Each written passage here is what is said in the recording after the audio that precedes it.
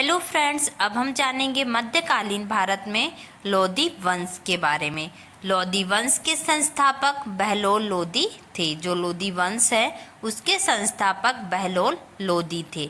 वह 19 अप्रैल 1451 को बहलोल सहगाजी की उपाधि से दिल्ली के सिंहासन पर बैठे। जो लोदी वंश के संस्थापक बहलोल लोदी है वह 19 अप्रैल 1451 को बहलोल सहगाजी की उपाधि से दिल्ली के सिंहासन पर बैठे। दिल्ली पर प्रथम अफगान राज्य की स्थापना का श्रेय बहलोल लोदी को ही दिया जाता है। जो दिल्ली पर प्रथम अफगान राज्य की स्थापना का जो श्रेय है वो किसे दिया जाता है? बहलोल लोदी को ही दिया जाता है। और बहलोल लोदी कौन है? लोदी वंश के संस्थापक हैं। वह अपने सरदारों को मकसद ए अली कहकर पुकारते थे। उनके जो सरदार थे उनको वो मकसद ए अली कहकर पुकारते थे।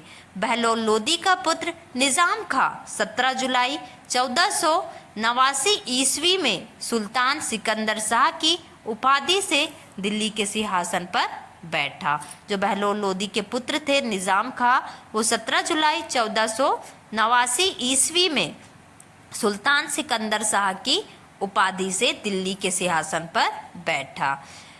1504 ईसा में सिकंदर लोदी ने आगरा शहर की स्थापना की। जो 1504 ईस्वी में जो सिकंदर लोदी हैं उन्होंने आगरा शहर की स्थापना की।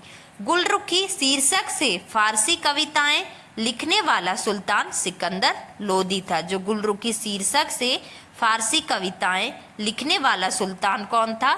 सिकंदर लोदी था। सिकंदर लोदी ने आगरा को अपनी नई राजधानी बनाया। जो सिकंदर लोदी थे उन्होंने आगरा को अपनी नई राजधानी बनाया। 21 अप्रैल 1526 ईस्वी को पानीपत के प्रथम युद्ध में इब्राहिम लोदी बाबर से हार गया और इस युद्ध में वह मारा गया।